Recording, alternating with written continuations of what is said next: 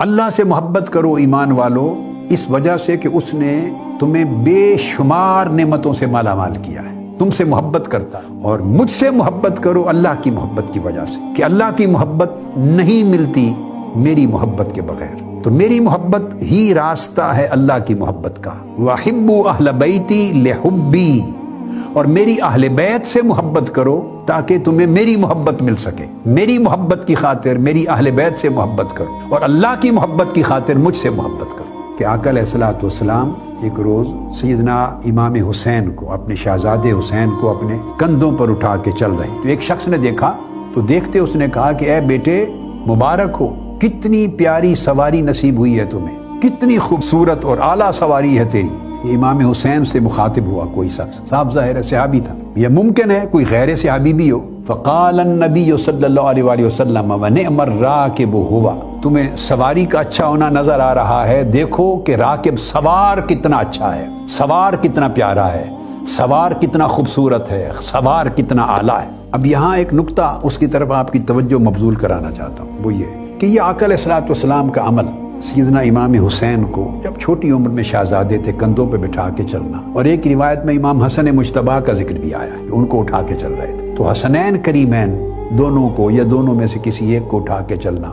جب ایک غیر شخص دیکھ رہا ہے اور دیکھ کے مبارک دیتا ہے، تو صاف ظاہر ہے یہ واقعہ گھر کے اندر کا نہیں ہے، اپنے حجرہ مبارکہ کا نہیں ہے، گھر کی چار دیواری کے اندر کا نہیں ہے، ورنہ غیر شخص کیسے اندر آتا، اس نے کیسے دیکھنا تھا۔ اس کا مطلب ہے لے کے گلی میں چل رہے تھے۔ گلی میں کیوں چل رہے ہیں؟ اب آپ آقا علیہ السلام کا مرتبہ، آپ کی شان، آپ کی عظمت، آپ کی جلالت قدر بھی دیکھیں، عمل بھی دیکھیں۔ یہ کام آپ نہیں کرتے، جھجکتے ہیں، شرماتے۔ میں تو سمجھتا ہوں کہ آقا علیہ الصلوۃ والسلام یہی پیار، فقط پیار کرنے تک اگر رکھنا ہوتا، یہ پیار کرنے تک رکھنا ہوتا، اپنی ذات تک رکھنا ہوتا، تو یہ عمل گھر کے اندر کرتے، چار دیواری کے اندر کرتے، اندر کی بات تھی، پرائیویسی میں کرتے۔ کندھوں پر بٹھا کر گلی میں چل رہے ہیں، اس میں مجھے تو کوئی شک نہیں ہے اس بات میں کہ آقا علیہ السلام ان سے پیار کرنے کا یہ جو طرز عمل ہے، وتیرہ ہے، یہ جو ادا ہے، یہ امت کو کمیونیکیٹ کر رہے ہیں، اپنی ادا امت کو بتا رہے ہیں، امت کو آگاہ فرما رہے ہیں، دیکھو یہ ہے میرے پیار کا عالم حسین کے ساتھ، یہ ہے میری محبت کا عالم حسین اور حسن کے ساتھ، یہ ہے میرا انداز ان سے محبت کرنے کا۔ پھر دوسری حدیث آقا علیہ الصلوۃ والسلام کی، جس میں حضرت یعلا العامری روایت کرتے ہیں، وہ کہتے ہیں کہ ہم رسول پاک صلی اللہ علیہ وسلم کے ساتھ ایک دعوت پر گئے، لوگ بیٹھے تھے امام القوم وحسین مع غلمان یلعب، گلی سے گزر رہے ہیں، لوگوں کے سامنے بچے کھیل رہے تھے، ان میں حسین بھی کھیل رہے تھے، سیدنا امام حسین رضی اللہ تعالیٰ عنہ۔ اب صاف ظاہر ہے یہ بھی کسی گلی کا واقعہ ہے، شہر کا، مدینہ پاک کے کسی گلی کوچے کا واقعہ ہے، بچوں کے ساتھ کھیل رہے ہیں۔ آقا علیہ الصلوۃ والسلام ہر چیز کو نظر انداز کر کے آپ نے ارادہ کیا کہ دوڑ کے امام حسین کو پکڑیں، پیار کریں، پکڑنے کے لیے بڑے قال فطافق الصبی یفر ہا ہونا مرتن وہا ہونا مرتن، آپ پکڑنے کے لیے دوڑتے،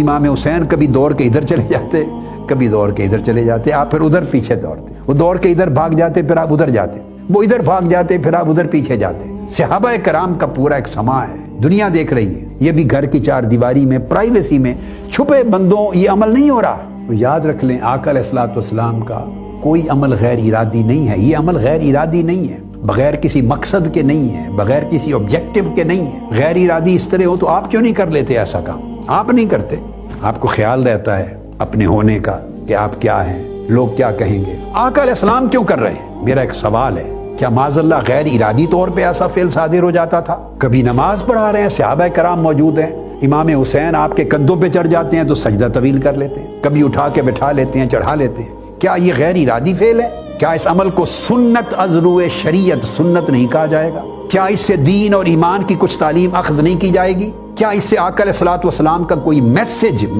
امت کے نام پیغام ڈیرائیو نہیں کیا جائے گا؟ کیا اس عمل سے آقا علیہ السلام ہم پہ کچھ فرض نہیں کرنا چاہ رہے، ہم پہ کچھ سنت نہیں بنانا چاہ رہے، ہمیں کوئی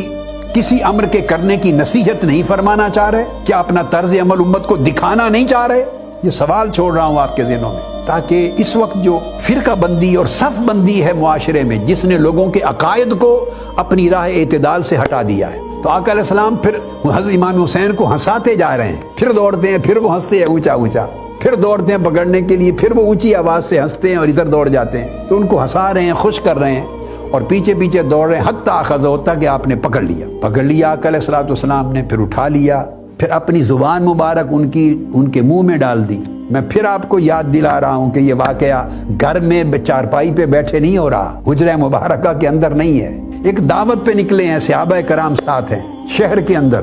گلی میں یہ واقعہ ہو رہا ہے، بچوں کے کھیلتے ہوئے، بچے بھی کھڑے دیکھ رہے ہوں گے، صحابہ بھی دیکھ رہے ہیں۔ پھر زبان مبارک منہ میں ڈال دی، فقبلہ، پھر چومنے لگ گئے، چوما، اور چوم کر